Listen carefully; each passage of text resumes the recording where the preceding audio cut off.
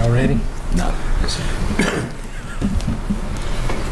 Is there a motion to go in closed session? So moved. Second? Second. Be it resolved, the Montgomery County Board of Supervisors of Montgomery County, Virginia hereby enter into closed meeting for the purpose of discussion the following. Section 2.2-3711, discussion concerning prospective business or industry or the expansion of existing business or industry where no previous announcement has been made of the business or industry interest in locating or expanding its facility in the community. Do I need to read that? Project number? Project number 2019-011. B, consult with legal counsel employed or retained by a public body regarding specific legal matters requiring the provision of legal advice by such counsel. Incentive agreement, former Blacksburg Middle School.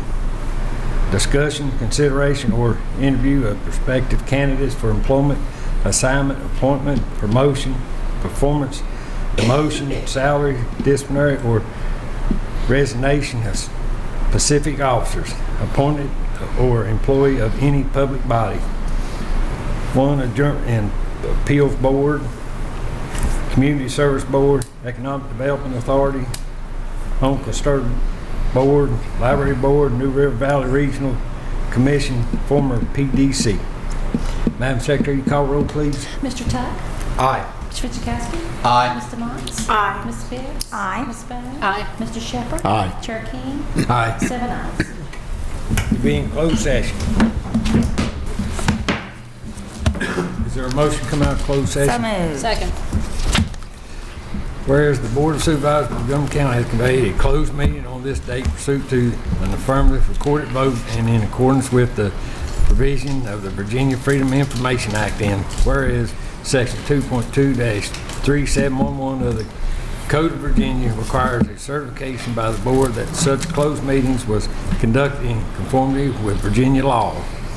Now therefore, be it resolved that the Board of Supervisors of Montgomery County, Virginia hereby certify that to the best of each member's knowledge, one, only public business matters lawfully exempt from open meetings requirements by Virginia law was discussed in the closed meeting to which this certification resolution applies, and two, only such public business matters as was identified in the motion conveying the closed meetings were heard, discussed, or considered by the board.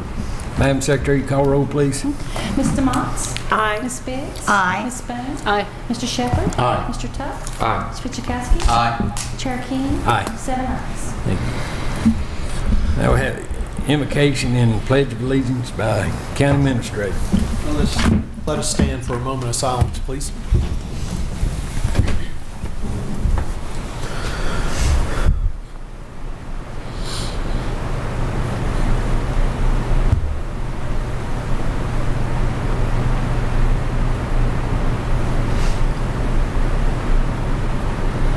Let us pledge, please. I pledge allegiance to the flag of the United States of America and to the republic for which it stands, one nation, under God, indivisible, with liberty and justice for all. Thank you very much.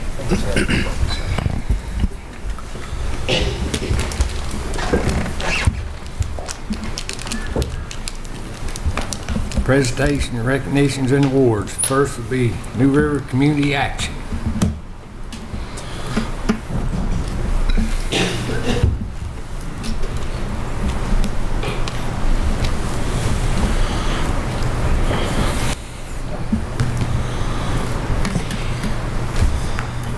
How do you do? My name is Elaine Brinkman, and I am the Vice Chair for the Board of Directors for New River Community Action. I reside here in Montgomery County. I've recently retired from Montgomery County Public Schools.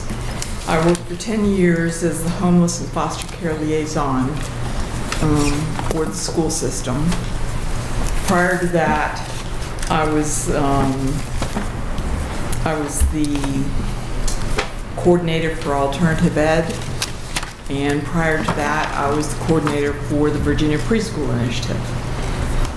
So I've worked with homeless families, women who were victims of domestic violence, teens who were living on their own, and foster care children and preschool children, and many of the families in the county who have tremendous needs. I hope that all of this experience has made me a better board member and made me a more knowledgeable board member for the community action. I know the families in Montgomery County, and I know what services they need. I've worked with them for a long time. I also know New River Community Action and how they strive to meet the needs of these families who are at or below the poverty level, and all the programs.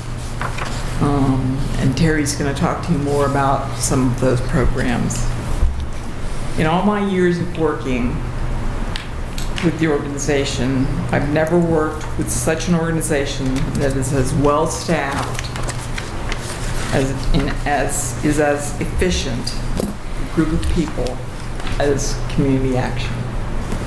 And that's my 22 years of experience with Montgomery County Schools and all the agencies that I've worked with.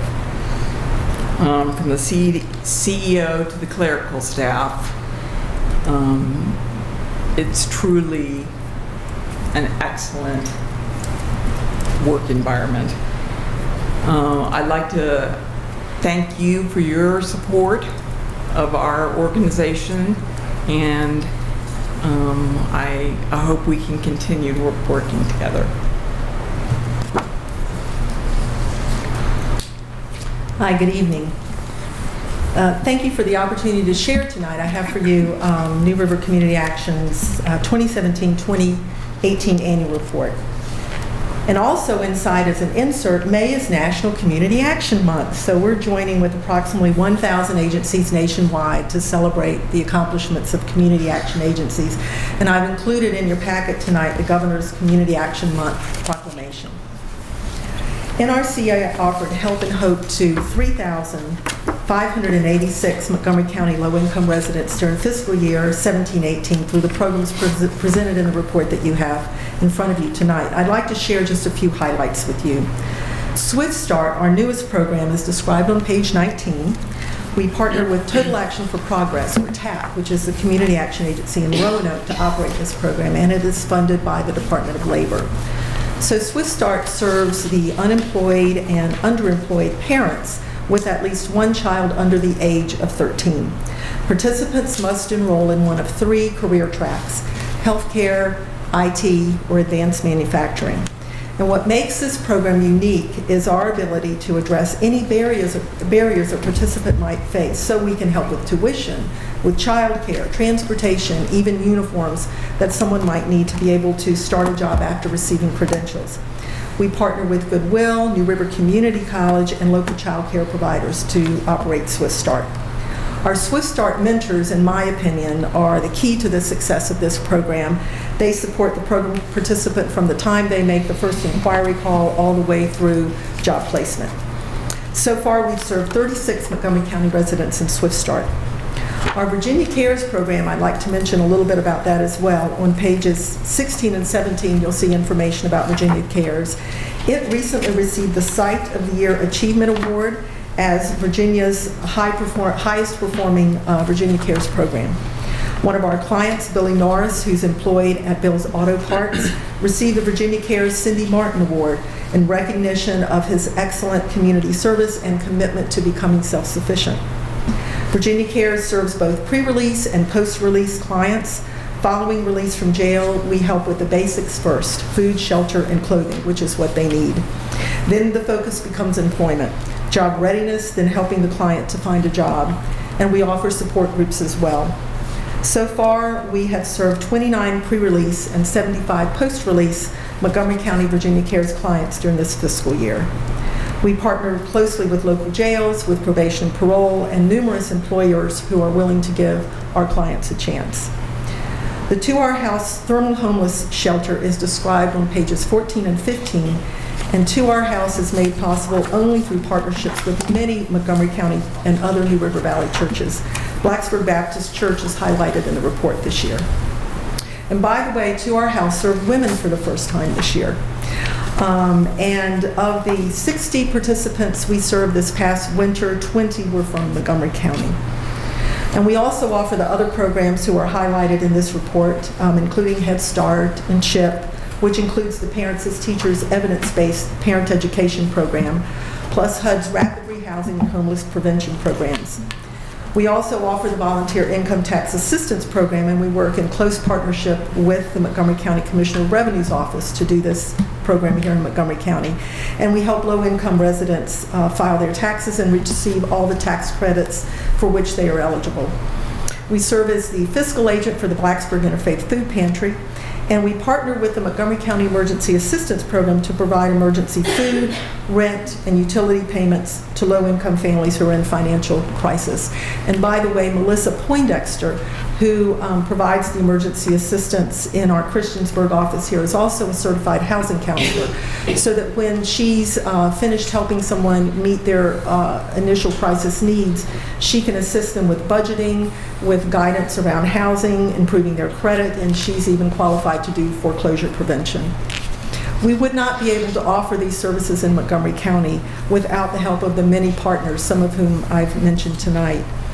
And we're very grateful for the generous allocation of funding we receive from the county each year. We would not be able to do our work in the county without your support. Thank you for your time tonight, and I'd be happy to answer any questions you might have. I don't have a question, but I want to thank you for all you do. Thank you. And I especially want to thank you for the dedication to Lindsay West, Yeah. because she was so involved Yes. with this among many other things. Yes, And I just think yes. that that's such a well-deserved remembrance. Yeah, we miss Lindsay. Yeah, I do too. Thank you. I have a question about your program that helps ex-offenders.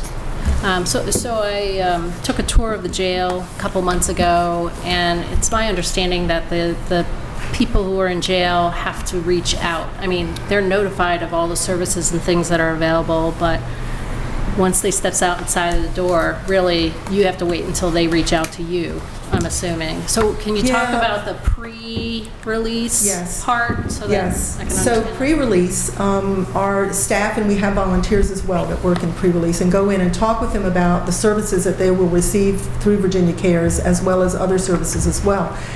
They also use that as an opportunity to get to know the ex-offender and determine what skills they might have, what success they might have when they get to the outside. And then actually they do reach out to them afterwards once they come out, and try to make that connection before they're ever released, so that that continues on when they come out. So they do that outreach to them afterwards as well. Thank you. And Now, thank you. I will say it's sometimes hard to keep up with ex-offenders, you know, as with many low-income populations. Telephone numbers change, or accounts, you know, are no longer active, and so it doesn't always work as well as we would like. Thank you. You're welcome. Thank y'all. Thank you.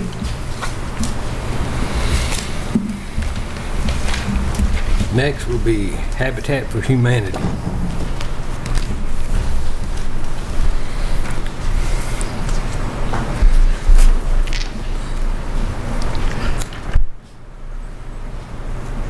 This is really good.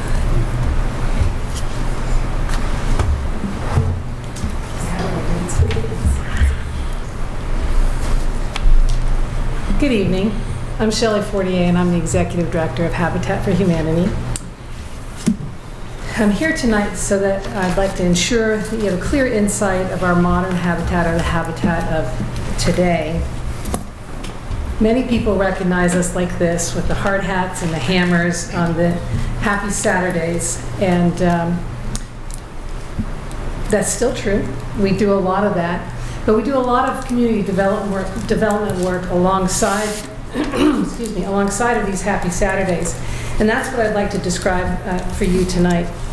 In addition to our pursuits as single-family home builders of affordable housing, we're also a community housing development organization, or a CHODO for short.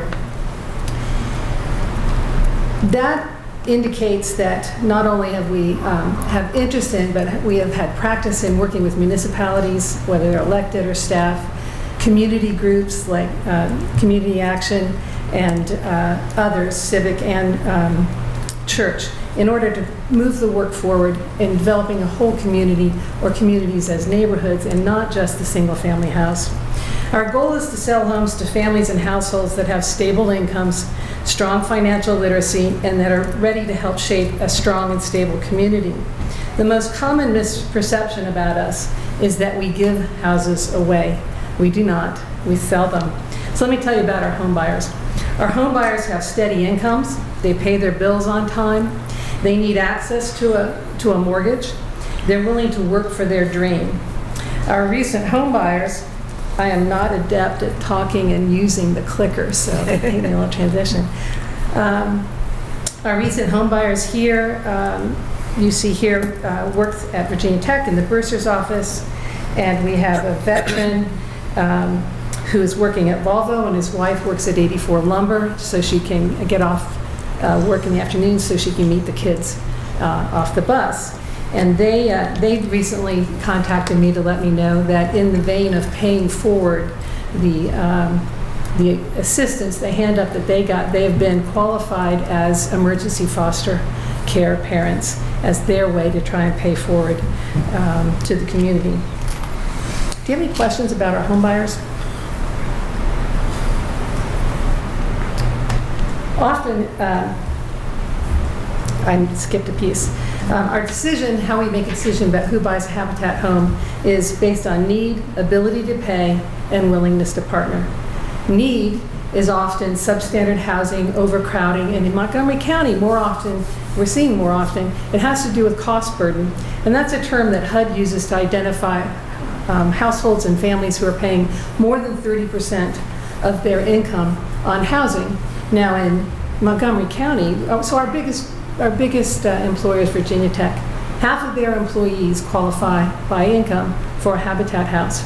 And what we know at that income range, half of the people in that income range, half of the households in that income range are cost burdened, spending more than 40 or even 50% of their annual income on housing. They have a willingness to partner that is willing to volunteer and up to 200 hours of sweat equity per month or per household or per adult. And do you have any questions about our decision-making process? Our kids, they learn firsthand the impact of hard work towards goals and how they result in rewards.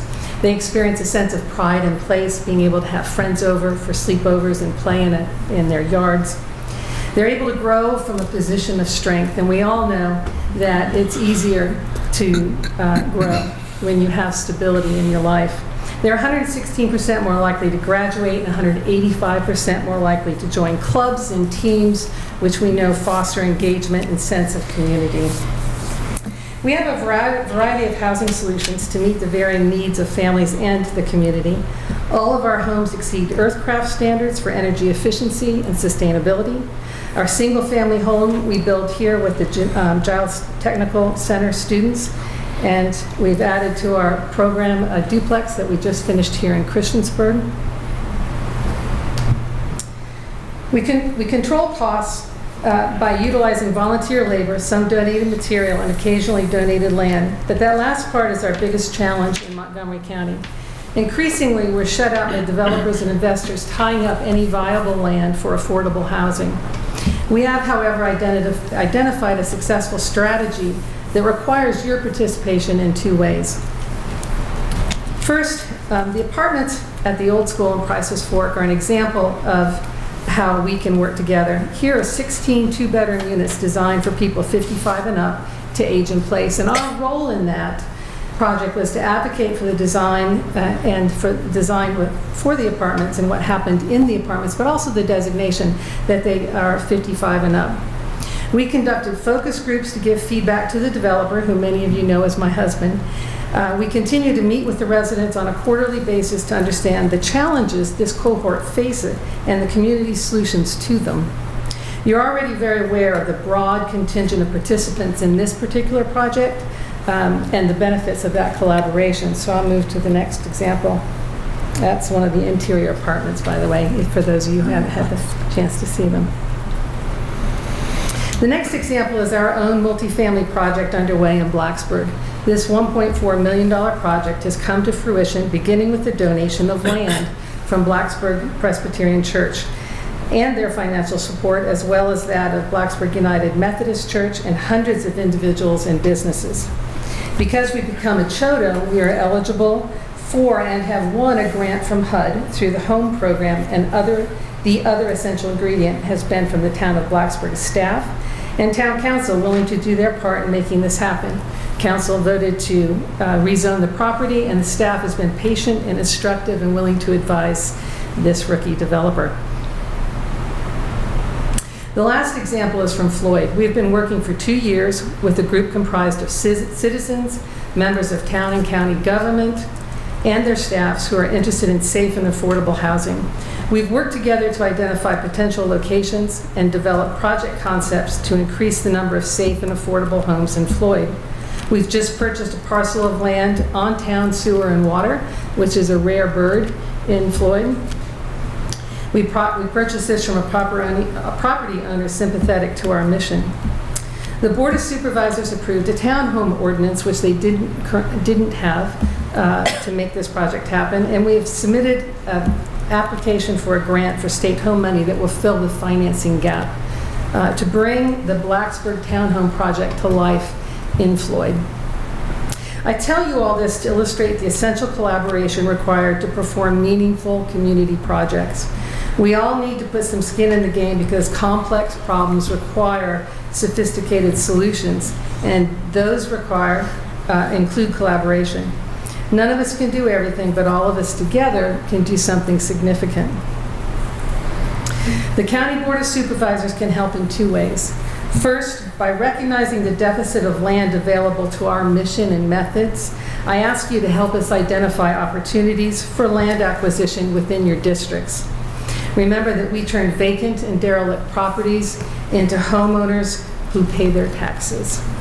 Secondly, I'm requesting that you designate $75,000 of the surplus funds to our Montgomery County Land Acquisition Fund so that we might be more nimble in the competitive pursuit of land for affordable housing. We will use your pledge to attract matching funds from area donors. I hope this gives you a clear idea of what we do and how you can help. Do you have any questions for me? You said that half the employees at Virginia Tech qualified for this based on their income. What is that income range? What is that cap? A family of 4 in Montgomery County can earn $55,250 annually and qualify for a Habitat house. And they have to earn a minimum, I believe, the bottom, I don't remember, but there is a low number too, and it's around $31,000, I think, for that family of 4. Okay. That's all. Thank you.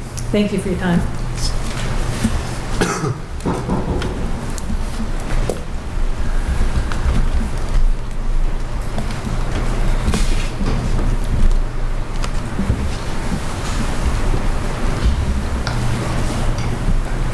Next will be Virginia Department of Transportation.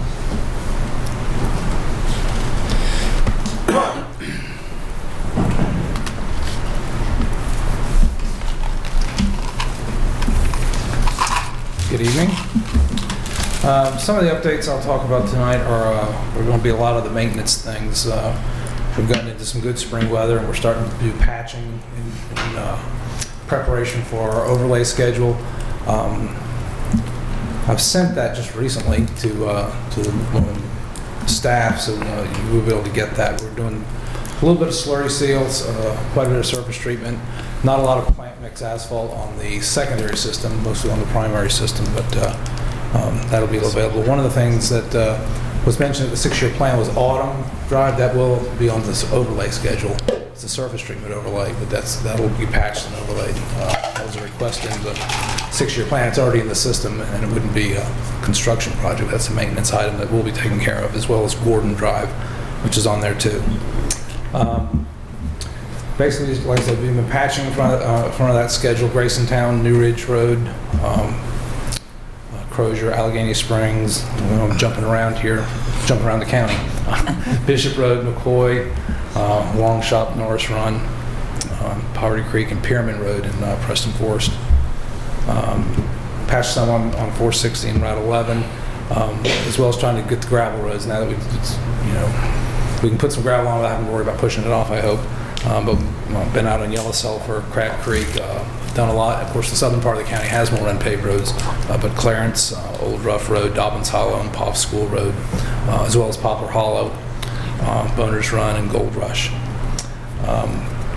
Just a little bit of some shoulder work where we can, and some trees and brush. We've also started mowing. We try to do some of the mowing before, 2 big graduations this month, 1 down, 1 to go. But we're trying to get at least 460 and 114 and 177 looking decent for that. That's basically it on the maintenance part under construction. Sydney Church Road has been awarded to C.R. Henderson Company, and that will go. They'll be working on that this summer. Yellow Sulphur Road is the other one that's ready, but it's not been advertised yet. Won't be advertised probably until a little bit later in the summer or fall. I didn't receive a phone call request for a speed limit on New Ridge Road. That's a subdivision off of North Fork Road, and I advised them that what the county's policy has been on that, which is to talk with the residents of Homeowners Association. I'll get the county staff to send him the list of the petitions, and it'll come before the board once they've got consensus that's what they want out there. That one's not as cut and dry as some subdivisions are. The lots are bigger, the houses are further off the road. It could be a 25, could be a 35, but we'll have to do a study on that. Just to keep you informed, you may see a request come through for a speed limit on New Ridge Road. That's all I have right now, unless you want to talk about the 6-year plan public hearing and the need for resolution on that. We've been working to try to find a date. I know we've done this before to get some of the board members out and ride around and look at some of the roads, especially the ones that were requested by the public. We can do that, but finding a date has been difficult, and I really need a resolution from the board probably before we can schedule one. What I would propose, would ask the board to do, is pass a resolution. That's the draft plan, and it can be changed by a simple resolution after we've taken our time and done the ride, not tried to cram it in. It's no different than a resolution passed now. A resolution would add roads to it. You would be taking anything off in a subsequent resolution. If the board chooses, they can just pass the resolution as presented, which are the roads that were basically passed last year, with anything that was completed taken off. One thing that would, again, this is all up to the board and I'm kind of springing it on you, but there were a lot of people from Taylor Hollow Road that requested that the project be extended to cover the low water bridge that's near the end of it. You could do that with this resolution because it's not adding another road, another project to the plan. You're simply expanding the limits of a project that's currently on there. So I'll leave that up to the board to choose to pass a plan with expanded Taylor Hollow, without an expanded Taylor Hollow, but I would appreciate a resolution this month or at the first meeting in June.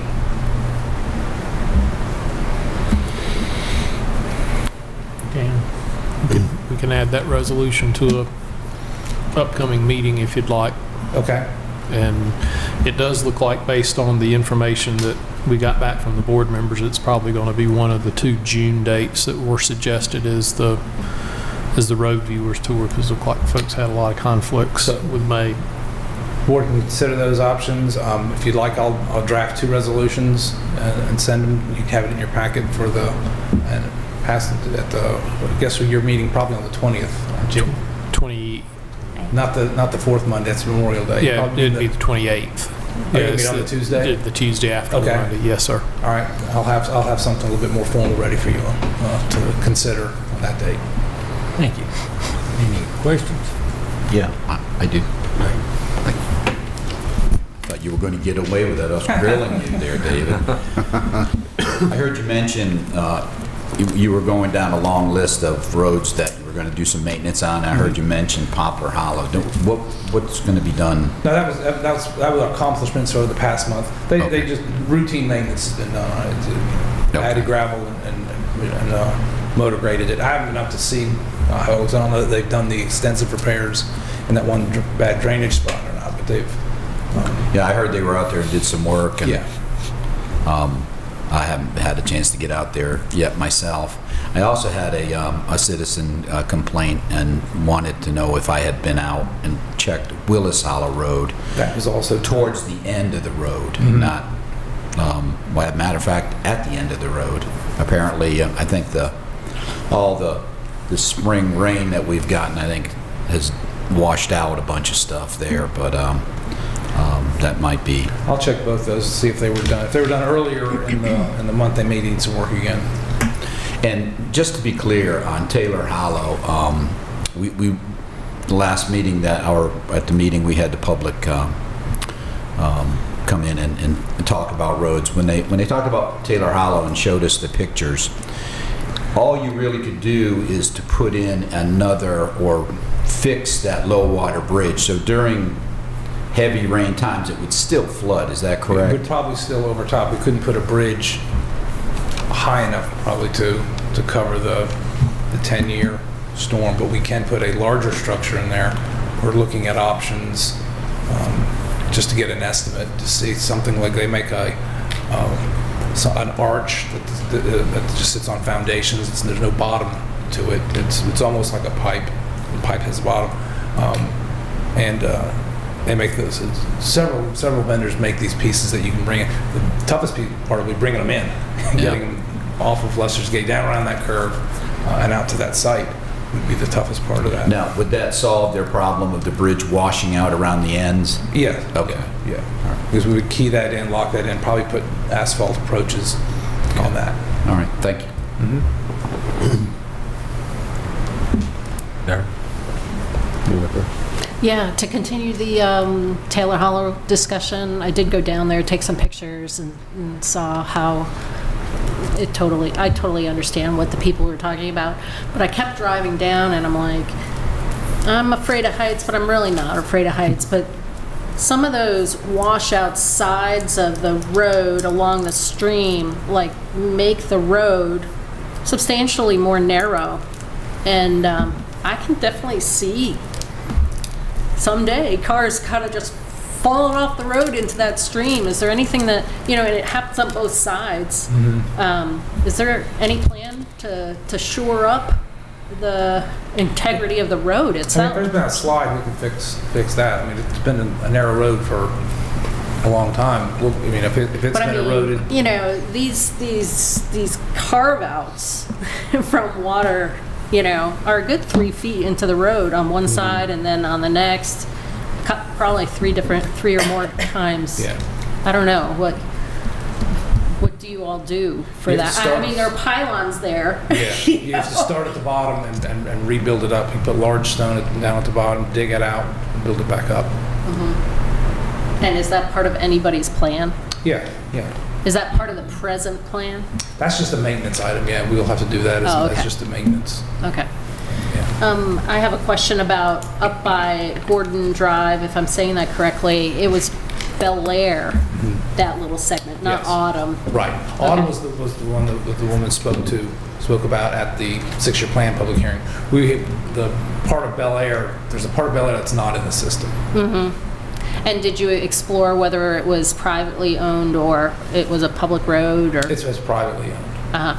And what it takes in order to make that a public road? It or? would take reconstruction on somebody's part. Well, it could be added to the rural addition priority list, which the board prioritizes.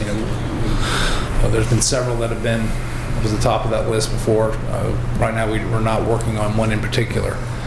So that could come in using the money that's been set aside for rural additions, or it could be done, by somebody private could do the work, and it would come in at no cost to VDOT.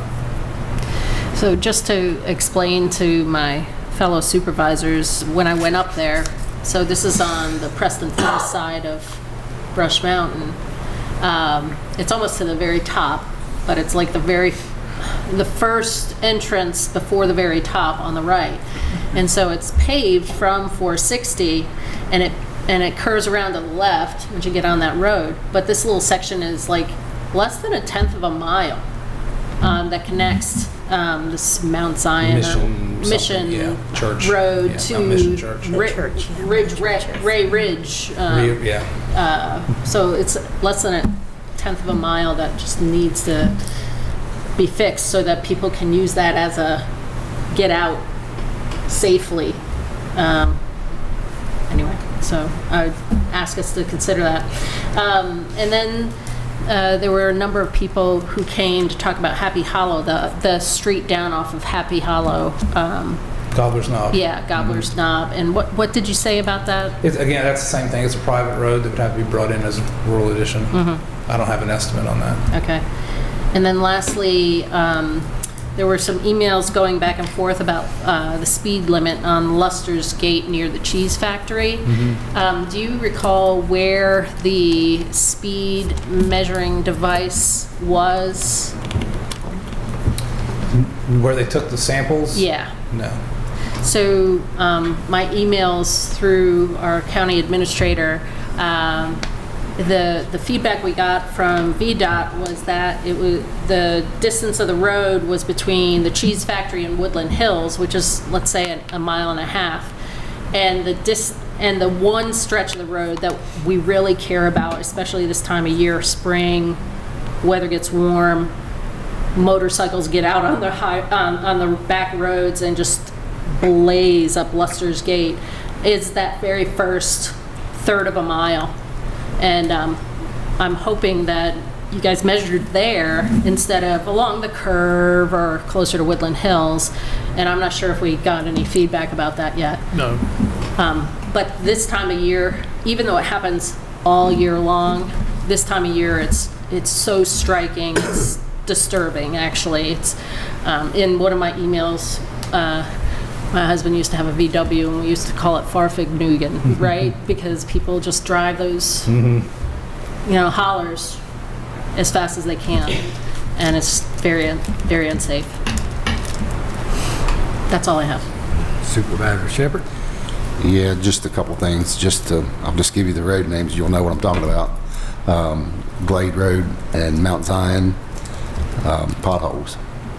Which was the first, you said? Glade Road. Glade, okay. Yeah. It comes around down to Mount Zion, Brooksfield. I don't think there's any on Brooksfield, so to speak of, but I know Mount Zion's pretty bad, right near the stop sign. Right. That first mile right there. And of course, it's that time of the year the brush is starting to grow over the road too. That's all. Anything, Mary? I just got a couple of things. The guardrail they put up on Derman Hill, had a really good job. That looks good. How close are we to deterring big trucks to go out on Meadow Creek? I'll have to check on that. Because we had an incident the other day. I heard about that, yeah. They shut that thing down for... Yeah, for several hours. Yeah. I mean, right there in the four-way. Yep. If we could at least get a sign out there and deter them from coming that way. I mean, there's one over our crossway in the four-way, and then there's another one behind him trying to get through. But on that Derman Hill, they really done good on that I'll pass it guardrail. on. They really did. Appreciate that. Is there any more questions?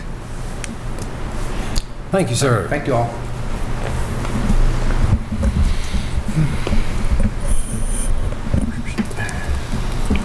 Moving to public address.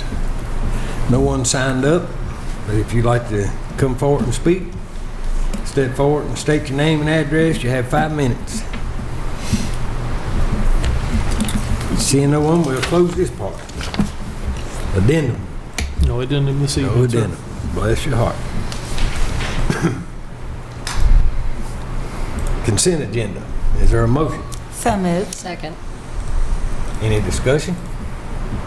Madam Secretary, call roll, please. Ms. Bowman? Aye. Mr. Shepherd? Aye. Mr. Tuck? Aye. Mr. Wojciechowski? Aye. Mr. Motts? Aye. Ms. Biggs? Aye. Chair King? Aye. 7 ayes. Is there a motion to go into work session? So moved. Second. Madam Secretary, call roll, please.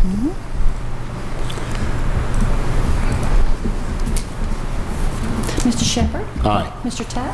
Aye. Mr. Wojciechowski? Aye. Mr. Motts? Aye. Ms. Biggs? Aye. Ms. Bowman? Aye. Chair King? Aye. 7 ayes.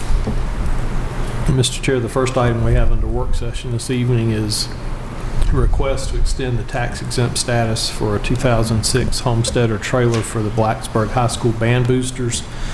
There is a memo from me in your packet related to that, but I'll just read an excerpt from that. Just that says, the board's policy requires the county administrator to review the information that was submitted for the 3-year extension and submit a written report to the board recommending whether the board should consider revoking the exemption. If the county administrator reports there is no information warranting consideration to revoke the current exemption and the board agrees, no official action needs to be taken by the board to continue to the exemption. If the opposite is true, the board would need to hold a public hearing and consider an ordinance revoking the exemption. On both the request from the Blacksburg High School Band Boosters for the trailer and for New Hope Residential Services for the Chrysler van, everything appears to be in good order, and I do not recommend that those tax exemptions be revoked, which, as my understanding of the law is, if I don't recommend they be revoked, they're automatically renewed for 3 years. Is that correct, Marty? Well, assuming the board agrees with your recommendation. Yes, thank you. I did leave that one small detail out. Yes. If the board doesn't agree, that's where I was hung up. If the board doesn't agree, then we have to schedule a public hearing. Correct. Thank you, Marty. You're welcome. Do we need a vote on this? Yes, I'd recommend a vote accepting the recommendation of the county administrator. I move that we accept the recommendation of the But we're county. in work session. Oh, that's right. Yeah. You want to add it as new business? Okay. We'll add that as new business for both those. Okay. I'd be glad to answer any questions, but both of those were fairly straightforward, and appreciate the board's support on that. That's all I have on those two. Last one we have is a request for some discussion regarding compensation for the Board of Supervisors members, and I believe That'll be me. Is that going to be Vice Chair DeMotts this evening? I'll take it. Turn that over to Vice Chair DeMotts. And this is with some assistance from Marty. And I've spoken with several of you about this and just said we'll leave it as a future discussion item. There are 2 criteria that have to be met in order to adjust the salary for the Board of Supervisors. 1, the salary has to be set during an election year, which is pretty fun. 2, it has to be done between January 1st and July 1st with an effective date of January 1st of the following year. So right now we're in the open window, we're in an election year, and we're before July 1st. So if we wanted to have a conversation about adjusting our salaries, we're able to do so at this time. Currently, the Board of Supervisors is paid $11,000. The Vice Chair is paid $12,200. And the chair is paid $12,800. VACO has just released their 2019 salary survey. And I'll ask if Craig maybe could forward it to the whole board so everybody has access to this as they consider it. But I just, in going through this quickly, I pulled information from counties with similar populations. I was not looking necessarily at their location relative to us, but their population. So for example, Hanover County has a population of 107,357, so 8,000 more than us. Their board chair is paid $29,061. Their board of supervisors members are paid $27,061. Albemarle County, 108,639, so still within 10,000 of us. The board chair is paid $18,390. Supervisors are at $16,590. And then the last one that stood out was Roanoke County. Interestingly, Roanoke County, as according to this report, is paid by the hour. So the chair is paid $37.64 per hour, and a board member is paid $36.49 per hour. I calculated that out. For a supervisor, it would take 6 or less hours of work per week on the board in order to surpass our salary. I don't know about the rest of you, but I spend a lot more than 6 hours on this every single week. So I imagine that in Roanoke, they're also spending equal, if not more time on their board. And so I just kind of extrapolate that they're probably making more than we are. And so I also had staff look into for me before I talked about this tonight, was the last time the salary was looked at and adjusted for the Board of Supervisors was in 2005, and it took effect on January 1st of 2006. So if we were to do anything, it would be the first time in 14 years that any adjustment had been made to the salary for the Board of Supervisors. According to Marty, there are a couple of different ways to do this. If we decided that we wanted to raise the salary for the board, we could either raise it a set amount by a resolution, or if we wanted to set it at a percentage. Would that be an annual percentage increase if we chose to do it that way? Well, you have two options. One, right now you're at the top. There's two statutes that deal with setting salaries for counties. One has it where there's actually brackets, and we're at the tip of that. We can't go any higher until we get over 101 or 2,000. So that's at 11,000. But under that statute, you can each year put in a 5%, up to 5% increase of it's like a cost of living increase for the board. So you can do that, and you have to do it by ordinance, and you have to do it within the time frame that you're talking about. It's not done in an election year. And don't you do that ordinance every year with the budget? You'd have to redo the ordinance every year. You do it between May and July, and it has to be approved before July 1st, and it's effective July 1st. The other one that you're talking about is one where there are no limits, and under that statute, and that's how these other counties are able to have so much more than we have, because they're well outside that bracket statute. Under that, you have to do it in an election year. You have to do it when at least 40% or 30% of the board, which is every election for us. So every 2 years you can do it. It has to be done prior to July 1, so it has to be done by a board meeting. But prior to that, and it's effective the following January, is how it works. And you can set annual salaries for the board, and then you can set additional compensation for the two officers, chair and vice chair. And it was really interesting too, in reference to what you said as you're looking this over, and I think Craig's already sent it. I heard us all get an email. Yep, I did. Like, for example, Caroline County has a population of 30,000, and their board chair and members are making 19,500. So it's interesting how these salaries are all over the place. 19,000 with a population of 30,000 people. Yeah.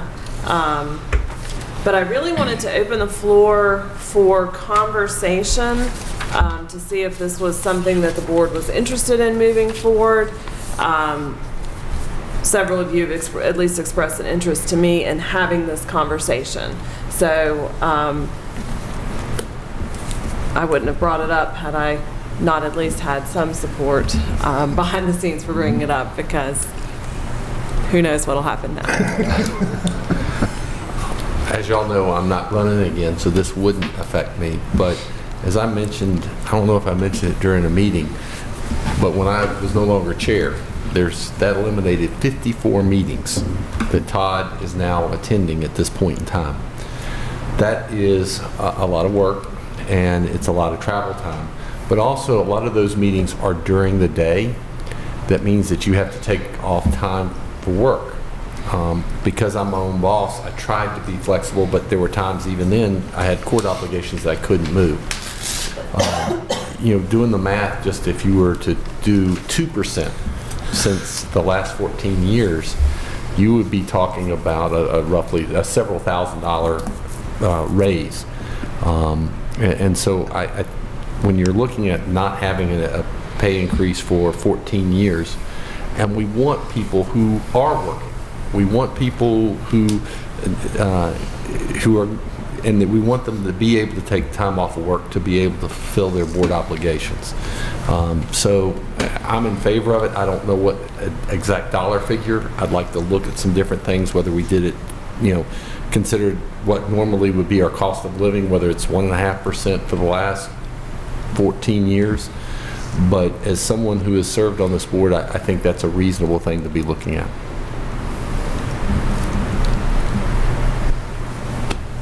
You want me to say something? Yeah. Okay, so this is my 24th year, so I guess I was the only member present when we've gone through this discussion 2 other times.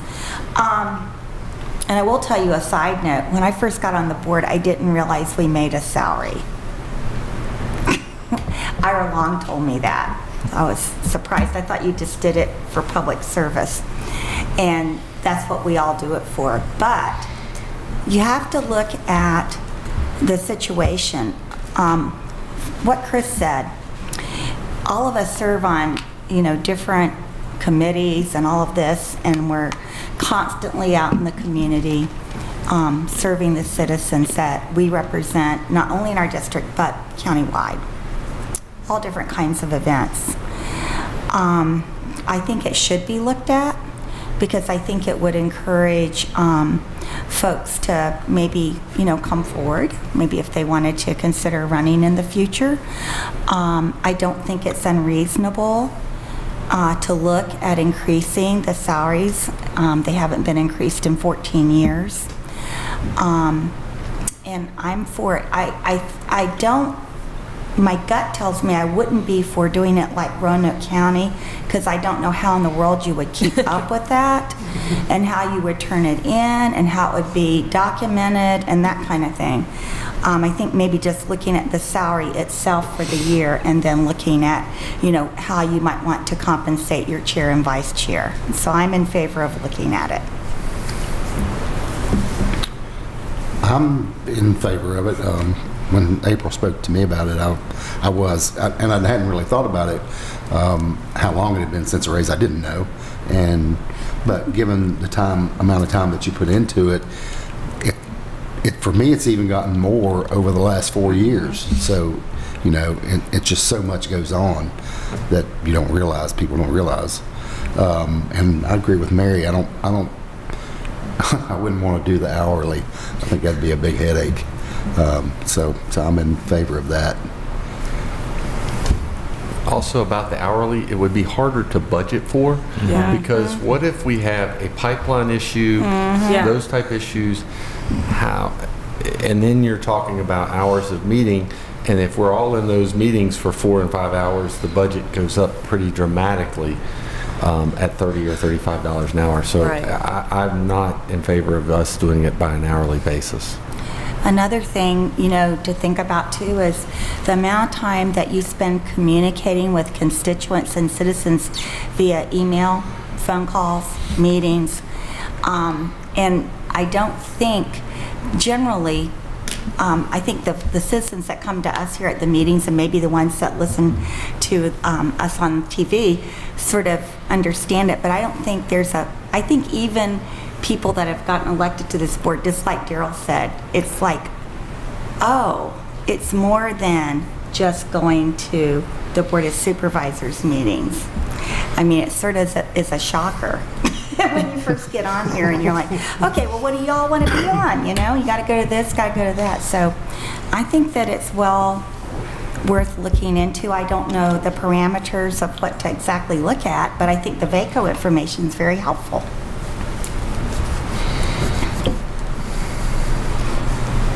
So what would our next steps be then if, assuming that that a majority of the board was in favor of moving forward, what would we need to do? How would we direct staff? What, I'm gonna look and knowing also that we're on a timeline of July 1 being. Yeah. We'd need to know what number you're thinking. Yeah, that's what I was going to suggest as well. question. May I ask a question? That's $1 million question, yeah. May I ask a question? So these numbers from VACO, you know, they just compare to population, but what about form of government and size of budget? Any feedback around that information? I could certainly try to get additional. VACO sends that out to all the members each year, and that's what we get. I don't know that they I can. would say most of them are the same form of government as us, other than maybe Fairfax County or Roanoke. Arlington County. I don't even know if Have there county is. executives There's as only a opposed couple to. that are different than us. Yeah. And then the size of budget? Certainly something we could ask if they could add. Yeah, I believe I've befriended someone from out James City, or whatever you call that. Yeah, James City. Yeah, James City. York County altogether. Or somewhere around there. And their budget is, the proportion of pay to budget is not even remotely close to our budget and our pay. Now, cities and counties have different pay. I get that, you know, have different responsibilities. So, anyway, I think it's important to, okay, if form of government really doesn't have very much relevance to our size or our particular peers, but I'd like to make sure that the size of the budget does. We can ask and We see. use that. Sure. Should we, and I'm asking for timeline purposes, should we schedule this as another work session in our next meeting, since it seems like there's at least enough will to explore it, and then in the meantime come up with some ideas on numbers? I don't want to explore it if it's a dead issue, but if people are at least interested in moving forward and discussing it. Yeah, should we put it on the next agenda for another work session? I think it's a good idea. It doesn't, just because we gather the information doesn't mean that we support it. You know, Right. it's more information so we make a more informed decision. And if we tied it to the cost of living increases, I think that's a reasonable way of calculating it, at least, to take a look at it. So if maybe staff could come up with that number. So what was the cost of living increase from 2004 through 2009, or 2006 through 2019? 19. And what would that equate and to, then, too? you know, whether it's some years it's going to be 2%, some of years it's going to be 1.5%, but then figure out what that total would be. And I also wouldn't want it to exceed what the staff employees had gotten. Now, I know that we've done better than that, both on with our staff, but I think if you look at consumer price index or cost of living for those years, I think we'd be fine. I don't think that would create any issues there. So then I'm hearing from everybody that we want to look at staff cost of living increases, and that we also want to look at the annual budgets of some similar population counties to see how close to apples we're getting. And again, we'll depend on VACO to provide that, because Right. So the CPI inflation calculator from the Bureau of Labor Statistics from January 2006 to April 2019 would be a 41.75% increase. Or 11,000 equates, That would- I'm sorry, a 3,100. Yes, okay. Yeah, I was gonna say, 'cause 31%. I had calculated at 2%, and I came up with 3,080. Right. Would be 2%. I have done 1.5, but again, I don't trust my numbers as much as I do our CPA. And I'm not going to pull one out of there until I get a chance. and so I've looked at some of those numbers, but Yeah, this, you can just go on to the Bureau of Labor Statistics, and they have that calculator. Put in the time frame Right. of it. That's right. January 2006 to, for $11,000 would be 14,175.63. That's what we're talking about. This is, And obviously, we're going to need to adjust the chairs and vice chair because they have a lot more responsibility. And I've got to admit, it is, I've been very nice this year not to have those 54 meetings and be a regular board member again. And but it is a tremendous commitment of time to being available for media interviews, being available for all the different meetings. So obviously we want to see those go up as well, at least in my opinion.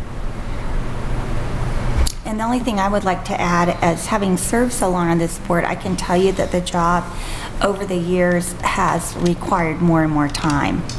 And I think that's directly tied into the fact that the county has grown. And there's not going to be a stoppage with that, as we've all seen with the influx that's going to be expected at Virginia Tech and all the things that are going on then. And so I think the job will continue to be more and more as far as time being required. And it's not really the part-time job I think a lot of people think it might be. It's really increased as far as time. I'd like to weigh in as one of the newer members. I think I've discussed this with a few of you, and I don't feel at this time that I can justify an increase, but I also realize that in this past year and a half that there's a lot more hours to put in than what I had originally thought it would be. So I do think that looking at it is absolutely justified, and I probably would be comfortable with a modest increase, but I really, at this point, maybe it's my rookie status, but I really don't feel like I really see a need for a large increase.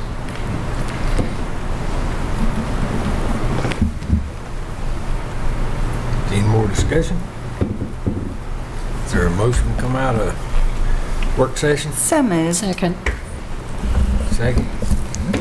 Madam Secretary, you call roll, please. Mr. Tuck?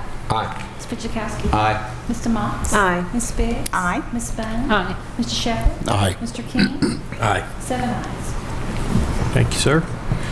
Under new business, we have a couple of items this evening. The first item is to schedule a public hearing for a proposed boundary adjustment agreement with the town of Christiansburg for property formerly known as the Meadows and Round Meadow Country Club.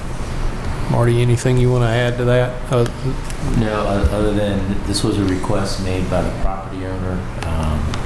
But there's one property owner who owns 125 acres, the former Meadows, and then there's some adjoining land to the country club that they've accumulated.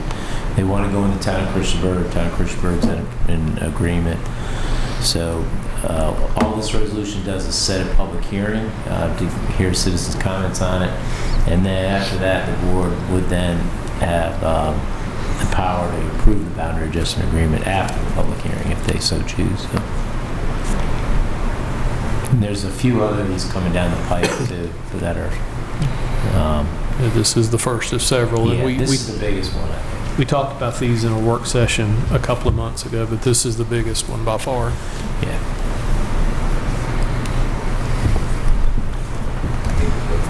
We need a motion. Any discussion? Madam Secretary, call roll, please. I need a motion. Need a motion. Yeah. Second. I'll make move it. Second. Oh, there you go. There you go. There you can call roll. Sorry. Mr. Fidzikowski? Aye. Ms. Biggs? Aye. Ms. Bone? Aye. Mr. Shepherd? Aye. Mr. Tuck? Aye. Mr. Motts? Aye. Chair King? Aye. 7 ayes. Mr. Chair, the next item on the agenda is a resolution of commemoration for Fire Chief James W. Jimmy Epperly. So moved. Second? Third? Whatever. Is there any discussion? Is that going to be delivered to the fire department? It Or will- how is that going to work? Once it's approved, we will contact Chief Hanks in Christiansburg to arrange for delivery. Okay. And if anybody else wants a copy, we can get it. Yes, sir. We'll provide copies as needed for any family members that may request one. Yes, sir. Thank you, sir. Any more discussion? Madam Secretary, call roll, please. Mr. Motts? Aye. Ms. Biggs? Aye. Ms. Bone? Aye. Mr. Shepherd? Aye. Mr. Tuck? Aye. Mr. Fidzikowski? Aye. Mr. King? Aye. 7 ayes. Mr. Chair, next item is a proclamation declaring May 9th as Children's Mental Health Day and the week of May 5th through the 11th. It's Children's Mental Health Week. This came in right after our last meeting, and we weren't able to get it on the prior agenda, of course, but we wanted to put this before you this evening. We've had a request for this resolution to be proclamation, to be adopted. So moved. Second. Is there any discussion? Madam Secretary, call roll, please. Ms. Biggs? Aye. Ms. Bone? Aye. Mr. Shepherd? Aye. Mr. Tuck? Aye. Mr. Fidzikowski? Aye. Mr. Motts? Aye. Chair King? Aye. 7 ayes. Mr. Chair, last item under new business is a resolution of recognition for the annual Broomin' and Bloomin' cleanup. We had a great success that day with over 100 volunteers, 25 public and private organizations, and a little less than 1 ton of debris was collected that day. 1,680 pounds, to be exact. Yes. So moved. Second. Is there any discussion? I would like to personally just mention several members of our staff that were very involved with this. Without their work on this, it would not have happened without them working on Saturdays and bringing their children to playgrounds to play all day. I'm looking at you, Jen. This would not have been the event that it was. So specifically, Brad Buchanan, John Burke, Jennifer Harris, Irene Kilmer, Bill Long, Ingrid Mans, Mike Sutherland, Durley, oh gosh, Aguilar, and Lizzie Street were all instrumental in making sure that this event was as successful as it was. So I just wanted to personally thank them. Good job. Any more discussion? Madam Secretary, call roll, please. Ms. Bone? Aye. Mr. Shepherd? Aye. Mr. Tuck? Aye. Mr. Fidzikowski? Aye. Mr. Motts? Aye. Ms. Biggs? Aye. Chair King? Aye. 7 ayes. Mr. Chair, thank you for reminding me. In work session, we had the 2 items related to the tax exemption status for the Blacksburg High School band boosters and the New Hope residential services. I'd recommend that we take the time to draft an appropriate resolution. We'll have it on the next board meeting. The attorney says we will draft resolutions and have those on the next agenda, so okay. Well, there you go. I should have. Thanks, Carol. Okay. But she did that. If the paperwork's not done, it's a yes, ma'am. Thank you. We keep each other straight around here, don't we? Huh? I have no further report at this time. That's the first time in a while, ain't it? County Administrator. Mr. Chair, no report this evening. I'm in the midst of still cleaning out, as I call them, emails from budget season and beyond. So if I'm languishing behind on any emails, let me know. I'll try to get them back as soon as I can, but trying to clean out. Other than that, things are good. Thank you. Thank you. Supervisor Bone. 2 things. I don't want to steal April's thunder. By any chance, were you going to talk about Blacksburg Pharmacy? No. So the Blacksburg Pharmacy is up in the Food Lion shopping complex on North Main Street in Blacksburg. And I was told about them a couple, 6 to 9 months ago, because I was looking for a pharmacy that actually was open on holidays. And they are. And then I was told that they were really friendly and had very accommodating people. And then I started using them. And I've been incredibly impressed. I've never gone to a pharmacy, even as a child with my parents, where people were so friendly and helpful and accommodating. So the reason why I'm bringing it up, because I hear that the Rite Aid pharmacy is closing.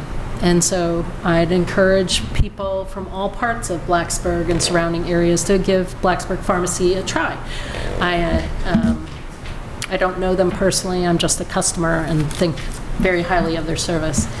And the second thing that I wanted to bring up, which is something I didn't know, but I attended the Women's Resource Center luncheon last week and sat next to a woman who is on the CI, the Christiansburg Institute board, as well as other activities throughout the county. And she mentioned to me that when Christiansburg Institute closed, the Quakers actually owned the property. And the Quakers asked the county that they sold the property. They sold the property to the county for $1 and asked the county to use all proceeds from all the property that would eventually be sold for the benefit of the black students of Montgomery County. And I know that some people are in the process of finding that original document, but I think it's important for us to do our due diligence on our side, on the county side, to see if we can dig up some agreement from 1966, 67 that was between us and the Quakers, to see if we fairly compensated the black youth of our county, or Christiansburg Institute as a whole. So I thought that was very interesting. I think it's well worth some effort to see what we can find. That's all I have. Thank you. Supervisor Shepherd. Just one thing, and I don't have the times. The Coal Miners Day at the fire department in McCoy is this weekend, this Saturday, and I think it's like from 9 to 3 in that range. But they have music and food and handmade items from vendors and some museum type stuff showing some of the coal mines and items. But that's a thing of interest. I enjoy going. That's all. Thank you. Supervisor Tuck. No report. Supervisor Steve. Just one item, the Mountain Valley Charitable Organization is going to be having their first concert of the season. It's going to be on Saturday the 18th. They're going to have food trucks there and adult beverages and kiddie beverages too. That's it. Thank you. Supervisor B.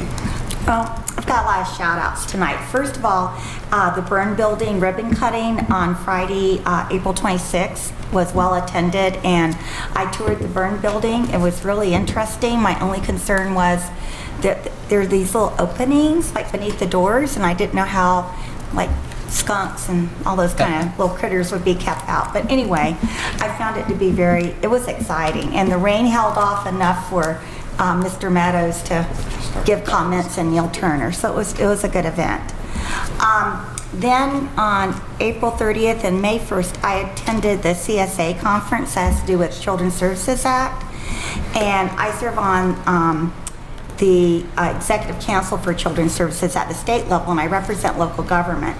And so the Office of Children's Services had been working on trying to change the dashboard for people that would be using it to make it more user-friendly. And I wanted to let our folks here know they were part of one of the pilot studies, and their input was greatly appreciated. And so I wanted to thank, Carol sent me all the people that were involved, because while they were doing that here, I was in Richmond actually at the State Executive Council meetings. I couldn't be here for the training, but It's my understanding that Amy and Vicki handled refreshments, Emily and Michael set up the room, and Carol Edmonds participated in the training, as did James Pritchett, Larry Lindsay, Noel Bissell, Laura Taylor, Julie Legan, and Tanya Wynn, and these folks represented Community Services and Department of Social Services,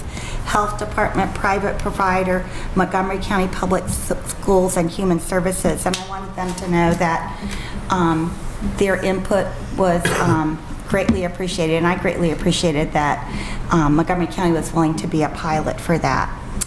On May 2nd, the Chamber had an interesting eggs and issues on cybersecurity, which is a little bit scary because you think of, just our county government and all that we have involved, that's online, and not to think about all our personal stuff. But it was very interesting subject, and it just made me think about how thankful I am that we have the people we have here looking out for us. Now, the other thing that I want to give a shout out to, on May 9th, I went to the Criminal Justice Service Board because I serve on that as a local government representative. And the town of Christiansburg Police Department was recognized on the Committee on Training and then actually at the board. And the reason they were recognized is for their recertification as a crime prevention community. And specifically, they talked about the impact the officers have with the community as far as meeting with citizens with Neighborhood Watch, Citizens Academy, and after school groups. And they also talked about the fact that their domestic violence, the level has decreased. They haven't had a death due to domestic violence. And unfortunately, I had to recuse myself from voting because if it's anything that's in your locality that benefits your locality, you're not allowed to vote on it, which that means grants or this. So what I did instead was, when I recused myself, I just talked up how great the police department was. I don't know, do we normally as a county, do we send a congratulations letter or anything when we have a recertification? I know our sheriff's department went through that, but I didn't know if we should do anything since it's within our county. Like a little... Not as a general rule. I don't think the board takes any official actions for that, but we can certainly pass along. Oh, I know, at your next liaison meeting. Absolutely. Yeah, it was so exciting to be there right when it happened.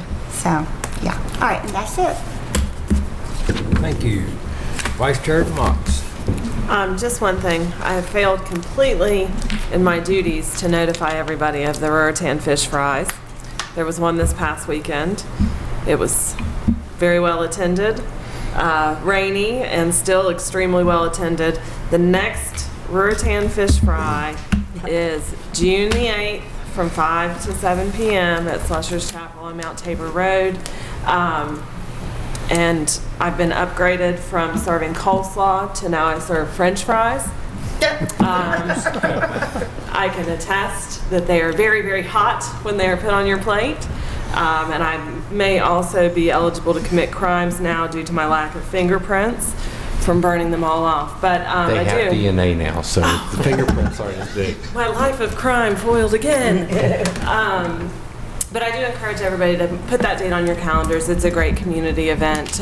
We usually have 500 plus people there. There's always live music, and you can't go anywhere without seeing somebody you know in Montgomery County, and certainly not if there's 500 people there. So it's fun. Please come out. And that's all. No report. Meeting adjourned.